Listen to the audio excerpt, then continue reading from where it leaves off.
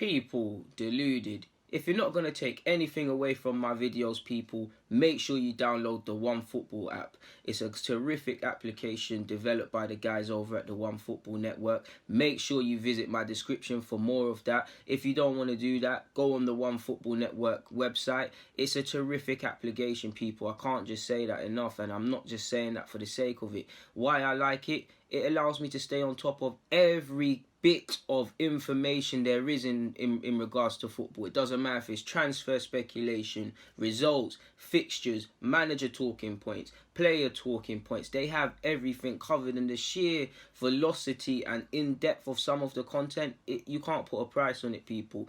The one big feature I like out of everything, when it comes to transfers, they've got it on top. They tell you exactly where the rumour or the information was first brought out, more or less. And it tells you how the strength of the rumour. And it also tells you what that could mean for the team moving forward with fellow supporting articles. It is the #1 application for the general football fan. And in fact, not even the general football fan, the honest football fan. The fan that really loves football. If you really love football, you'll download the OneFootball app, people. Because for me, it is the best on the market. Like I said, link is in the description. Visit their website. Link is in the description. Link is in the description. Link is in the description. People, I don't want you lot to do yourself a disservice, and you lot are the real followers because you follow me. Make sure you download the OneFootball app. People, deluded, I'm out. People, deluded, I'm back again. Now, we have obviously just won 2-1 against Bayern Munich in our latest pre-season game. I've offered my reviews. One point I did forget to say, however, is that there were times we did look a bit shaky. I was seeing Mustafi and Socrates and actually Leno tripping over themselves, playing a bit of hot potato at times. But that's just one negative in the many positive. I felt counter-attacking. I feel our young players, for example, played quite well. Moving on from that, we might as well speak about the transfer news or just rumblings in regards to Arsenal. The first is actually completely irrelevant to the first team, but I've come across this. Now, USA under-15 starlet Ivan Rotondo is in England allegedly this week to trial with Arsenal. He'll go off with our academy side, which is the under-16s, to play in the Bundesliga Cup. Now, I don't have access to watching that. You don't know me, I'd love to watch that. I love to watch young players, but I know that competition, you normally see that some stars of tomorrow have played at some point in that competition. And obviously, I've never watched him play. I don't know who he is, but hopefully scouts have done their job. I know America, you look at them at all levels, they're producing some good players. A lot of them are becoming European-based quicker as well. So if he follows in with that, why not? Obviously, people will hear American and Arsenal and think of Zelalem, but who knows, man? I've never seen this guy play. Ultimately, I want the best players at my club, whether that's to reach first team or make profit, regardless of if they come from our doorstep like Hale End in Walthamstow or anywhere in North or London, in fact, or on the other side of the Atlantic like the Americans. So hopefully, Ivan Rotondo has a positive trial, and we'll see what happens with him. Apparently, people, I can't translate the article because it wasn't translating properly, but apparently Arsenal are exploring possible sanctions for Koscielny, deducting wages and things like that. There's reports of lawyers getting involved and stuff, and it might turn quite messy. You're seeing Arsene Wenger come out to not defend Koscielny, but give his 2 cents on the situation. You've seen Flamley and Giroud come out and talk about the situation. For me, on one hand, Koscielny, he's within his rights to want to leave and things. The only issue I have is refusing to go on tour. He's allowed to want to leave. He's allowed to want to seek different adventures and things like that and whatnot. And if the club has told him, he's never, in all the years he's been at Arsenal, he's only acted with class. He's never acted like this. So what has the club said to him or haven't said to him, or what's been said to make him act out of character? But by the same token, people are people, humans are humans. You can know someone for 10 years. On the 11th year, they show you they've got proper anger. You don't know what could happen. You don't know what opportunities and how they make people react. So I hear all of that, and I just said it myself in that it's out of Koscielny's character. It's out of Koscielny's character. People can change, and on the other hand, regardless of it being out of character or not, he's gone and done it. If it's up to me, I know Emery. What I like about Emery, when it comes to contractual situations or stuff like this, I don't like how I like but don't like it. I would like my manager to offer some more thoughts, but in the structure of being a head coach, he stays away from it. I like how he won't if the writing's on the wall, he'll admit that the writing's on the wall, but past that he's not getting involved, and he's somewhat more or less said that Koscielny, and he likes Koscielny. He hasn't ruled out bringing him back in, but Koscielny and the club are at loggerheads, and that's something for them to deal with. Me personally, I don't feel Koscielny should play for the team again. Purely because of refusing to go on tour. We're a club that talk about winning through harmony and class and all of these sort of things. You're a club captain. You can deal with things different ways. Like I said, people, if he wants to leave, he has to force a move, to be fair, and he's got to do things like this that will result in videos like this criticizing his actions. I can fault a man, but that's what he wants to do. That's what he wants to do. But for me, you shouldn't play for the club again. You're experienced to know this. I'm not excusing it if it's a young player, but this ain't no young player that's just had a mad moment. This is a player that's played at international competitions for his country, that's been our captain and whatnot. Regardless of what's been said or what hasn't been said, you act with class. You're contractually obliged to fulfill your duties, and you didn't do it. So I don't think he should ever play for this club again. And to be fair, I know he's been a consistent servant, but stuff like this is how you end up just becoming a distant memory. Again, football is just football. He shouldn't really care about Arsenal fans and their memories. At the end of the day, the only thing he should be loyal to is his family and himself. But we'll see how that one develops, people, really and truly. On the Saliba front, it's looking quite positive. Apparently, only an announcement is due, people. Apparently, we've agreed a fee of just over £30 million plus £7 million in bonuses. Not too sure if he's done a medical or anything like that. But if we read between the lines, people, he's in America. We're in America. We might be in two different states, but surely sending over people to conduct medicals and dot I's and cross T's to another state is 10 times more easier than getting them from England on an 8-9 hour flight to America or whatever. This is all assuming medicals and all of these things have not happened already, which you'd imagine it probably has. It probably has, people. On the Zaha front is still at loggerheads. Apparently, we're still onto him. There's still rumours that we've placed bids for Nicolas Pepe, along with Inter Milan and Liverpool, which in Arsenal's regards, I don't know. It's completely irrelevant, people, but Steve Bruce is Newcastle gaffer now, and that's relevant because we played them on the first day of the season, and I'm keen to see what they do in pre-season.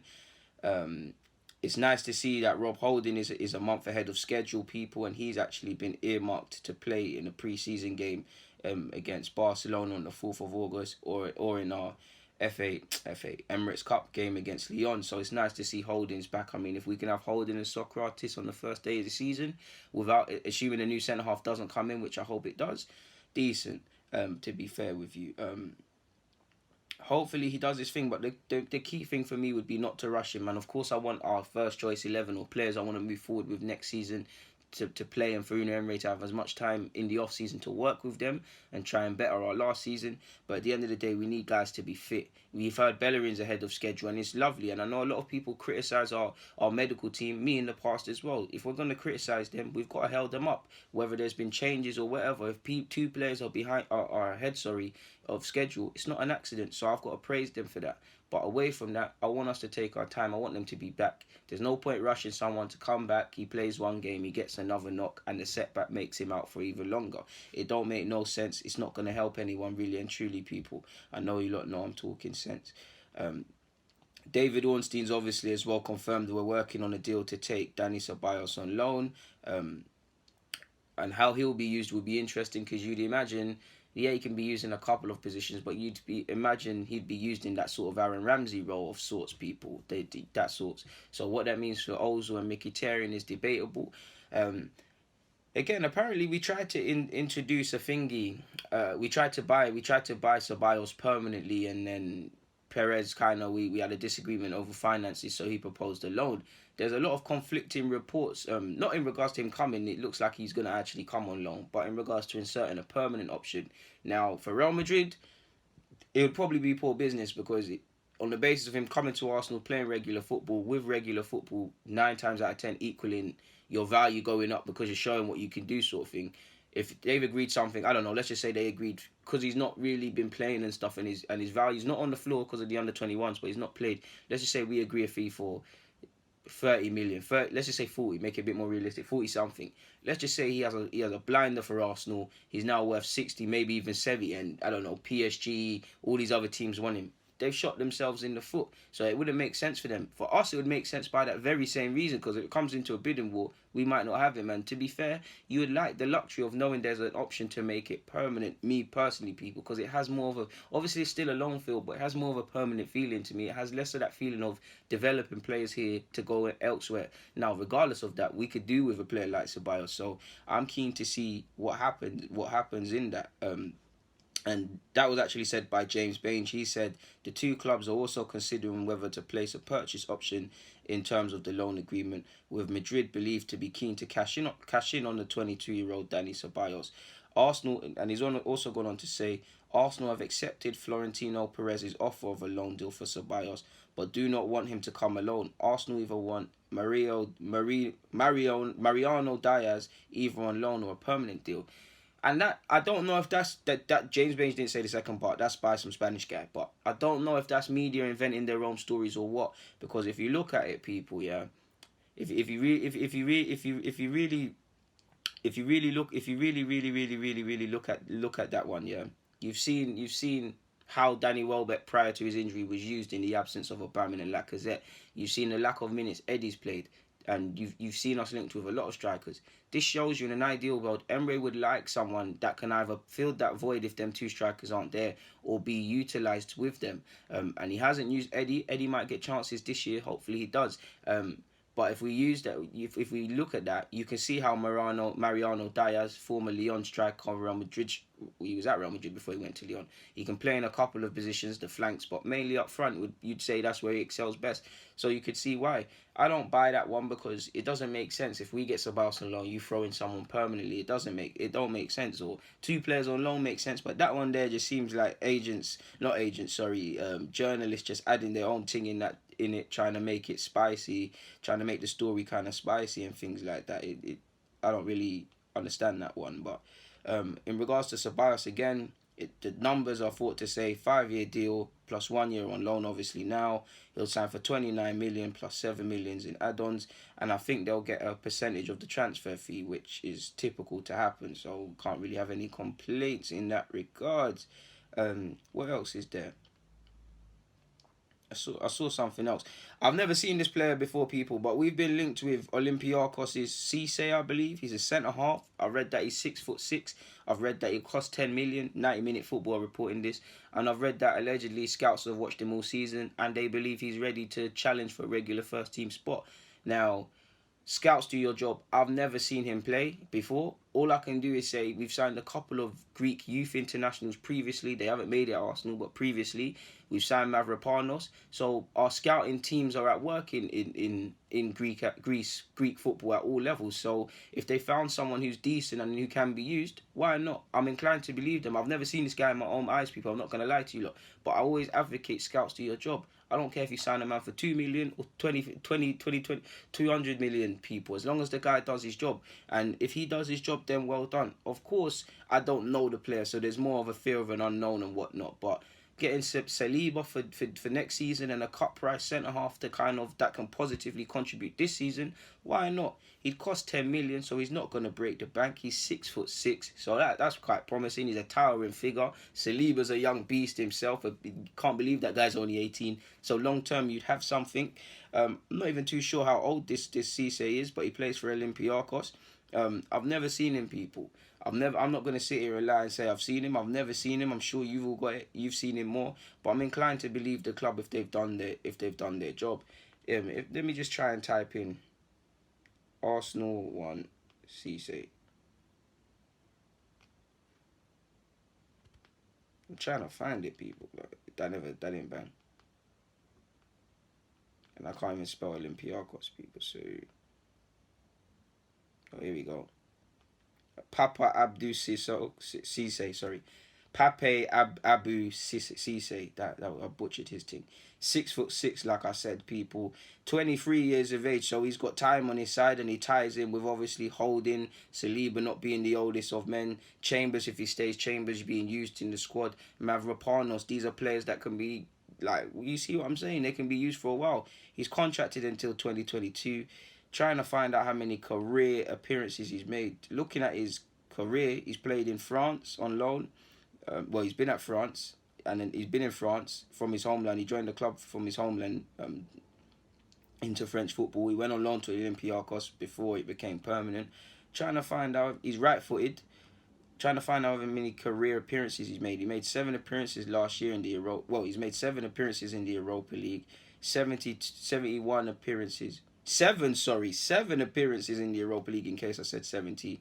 71 appearances in the second division in France. He's been capped for Senegal 3 times. He's an under-20 international as well. People, yeah, man, he sounds alright. He doesn't sound like the most experienced of individuals, but he sounds alright. For his team in France, I cannot say them. Ajaccio, can never say that name, but he made 74 appearances, scoring 1 goal and getting 1 assist. Apologies for that, people. Memory was full and I should be deleting stuff. But like I said, he's got what? He's made 70 odd appearances here, and at his other club he's made 50 odd. So that's what? That's around 120 odd appearances. That's not the most experienced of individuals. So with that being said, you'd probably have to expect silly mistakes, probably expect him to not follow runners, probably expect him to make certain mistakes and be raw in certain aspects. We need him to become more street smart, more calculated. But look at his age, he's 23, people, so he must have some good qualities, but you'd have to be prepared to take the rawness.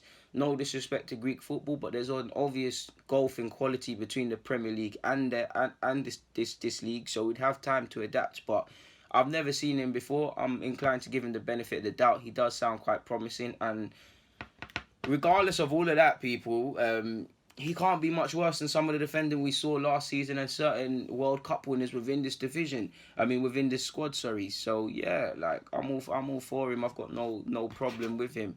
In regards to any other news, I know you've heard Guillermo's manager, the team that Everton Suarez has played for. He's more or less said he's accepted the fact that he's leaving. He'll either leave now or between now and the end of the year, which is it looks like it's always been the agenda. If you look back and you remember the Copa America, people, from the moment the competition kicked off, Everton was talking about United interest in this club and that club, and if he wants to move on, that's all fun and games, and that's cool. But it tells you that he's always on the move. Him and his agent probably have one eye open in regards to leaving the club and moving on and things like that. So it's a slow day, man. Yeah, hopefully we can get deals over the line and get some deals done. And then potentially, if we can get these deals done, there might just be time to do one or two outgoings. I'm interested to see how Ramsey, Ozil and Mkhitaryan, Saliba will be used in the Ramsey role in conjunction with Ozil and Mkhitaryan, because I don't know, man. Ozil and Emery have a strained relationship, and I know he was captain last season, but he's spoken again about Ozil being the captain for the new season. We know there's been no interest allegedly, but yeah, we'll see, man. The captain talk is for another vid, but for now, people, like I said, apologies for the vid cutting out. DG, I'm out personally though.